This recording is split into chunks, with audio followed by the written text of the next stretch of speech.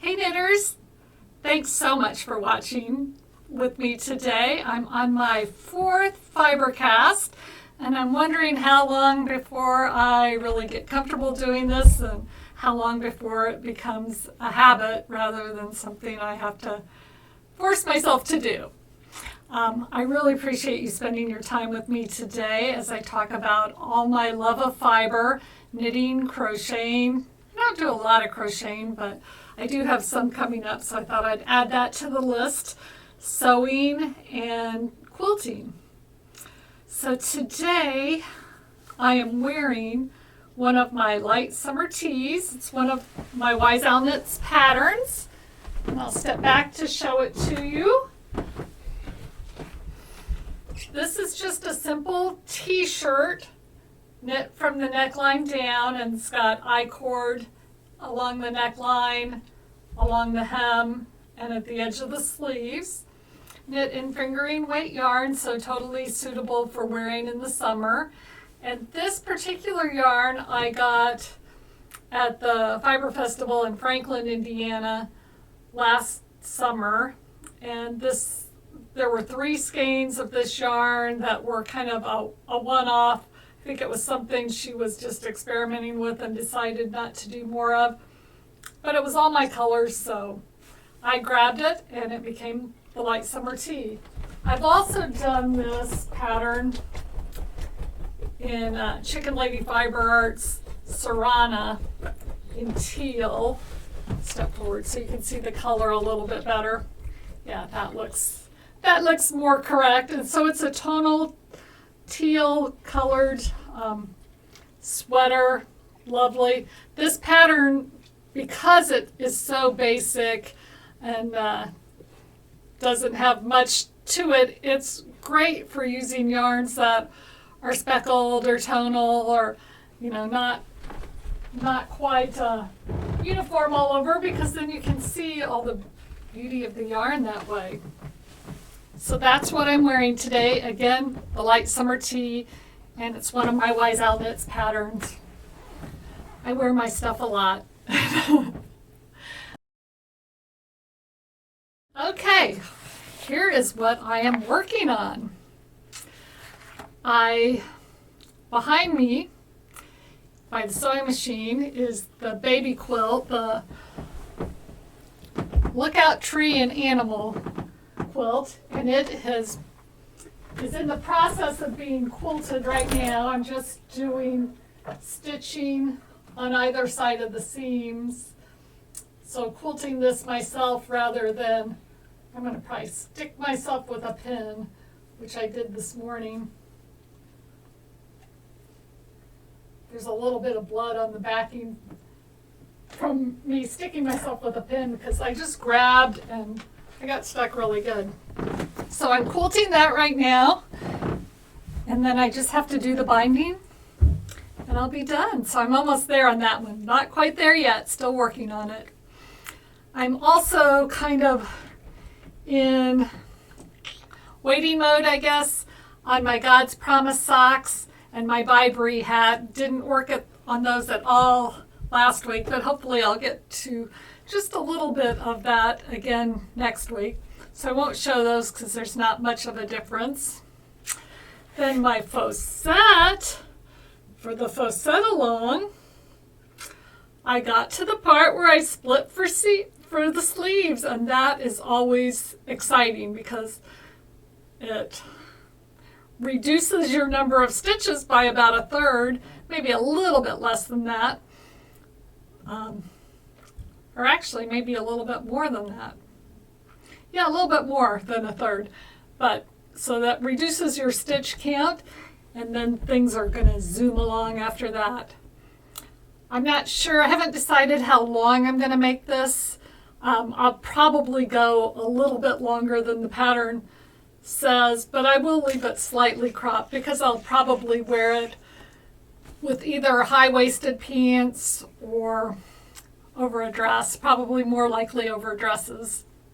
So that's my faux set. I was also working on a baby blanket on my knitting machine. That was an epic fail. I was trying to do garter stitch along the bottom. So I did 2 rows, and I was going to ladder down the purl stitch, because the purl is facing you when you're on the knitting machine, and the knit side is away from you that you can't see. So to do garter stitch, you have to manually go in and manipulate the stitches all across the row, and I had about 150 stitches. It was hard to do, but I finally got the hang of it.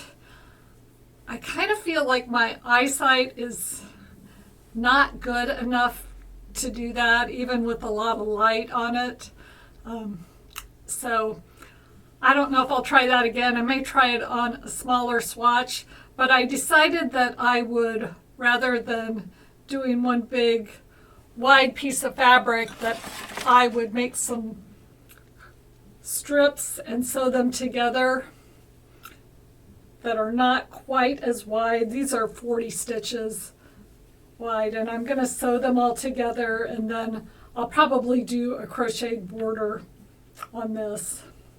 So I got 2 strips done yesterday, and looks like a pair of pants, but it's just not sewn together all the way. I have to get a little more yarn to do that. So it's kind of a work on as you go. I'm not sure. I'm kind of thinking that it's going to go this way rather than this way. I think size-wise that's going to work out better. But it should be interesting. This yarn is Lion Brand Mandala, and colors are really pretty. I think it's going to be nice and bright, and babies will like it.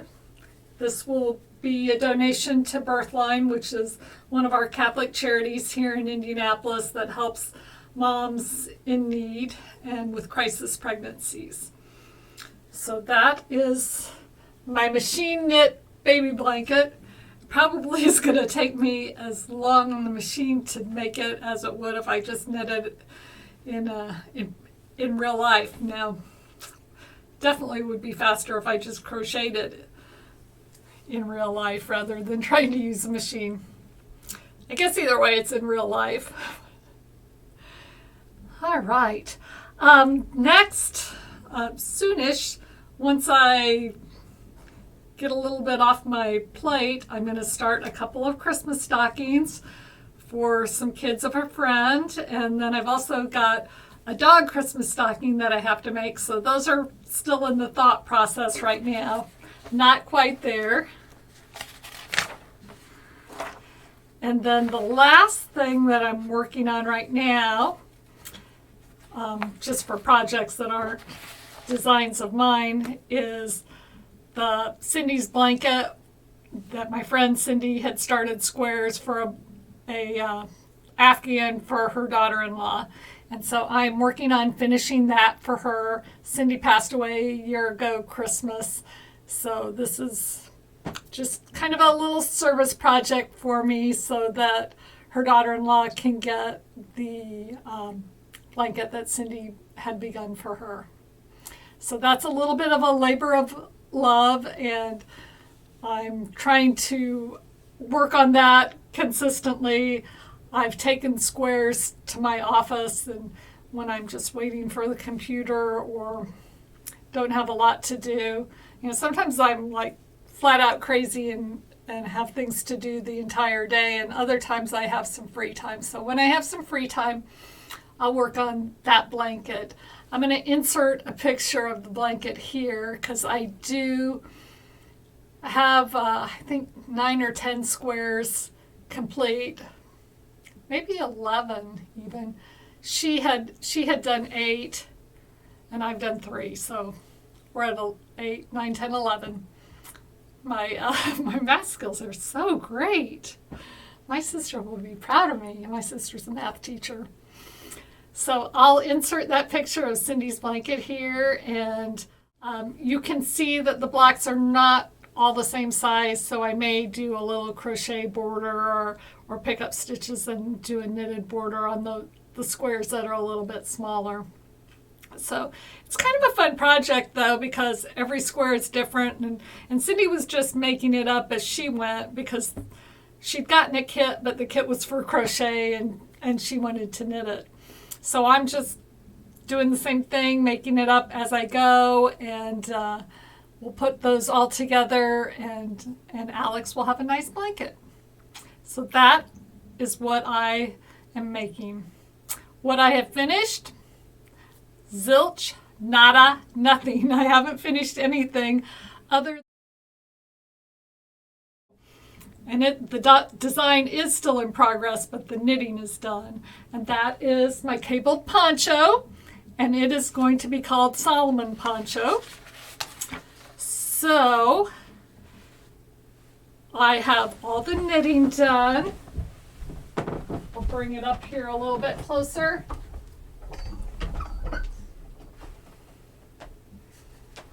And maybe hold it up.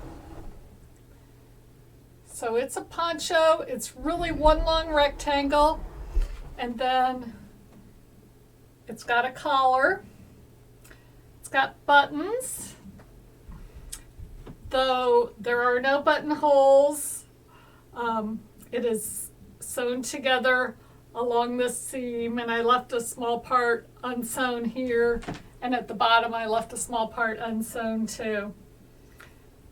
Now it's a little too warm to wear it because it's so nice out here now. I think it's going to be 80 today, which is woohoo! I'm going to have to take Barley on a walk after this because I'm sure he's itching to get outside. So I've got the knitting finished on that. I've got to start, I guess I can leave that there. I've got to start pattern writing. But I've got all the charts done. I just have to write out the words, and I think this is going to be a small medium. I'll probably I need to grade it, so I'll do a large, extra large, and maybe a 2X, 3X combo size, so that it should be good and size inclusive for everyone. The other thing that I'm just finishing up, I'm in the testing phase on the Trinitrio sweater. So I've got, I think, about 12 testers that are working on knitting that now. And I don't know how they do it, but there are usually a couple of test knitters that get my things done like in a week, sometimes even less, and I don't know how they can be so fast, but they truly are amazing. And it's always fun to work with them. You get some amazing feedback. Things that might seem really clear to me don't necessarily seem clear to them, but they'll suggest different ways to say it, or different abbreviations than what I have in the pattern, which I may or may not use. I like to keep abbreviations consistent between patterns. So if it's something I've used a lot in the past, I likely won't change it. But it is nice to get other people's perspectives and just learn how they think about the way the pattern is presented. So that is the Trinitrio. And the other thing that I'm starting on, and as soon as I get this posette off the needles, I'm going to start the knitting on a fingering weight colorwork sweater. I've done a lot of charting on that, and I think I've got my basic pattern in my mind and somewhat on paper and on the computer. So we'll get started on that soon. So hopefully next week you'll see a little glimpse of that. I think I've probably said that a couple of times, but that's my goal anyway. I don't always do things quite as fast as I'd like to, but that's my plan.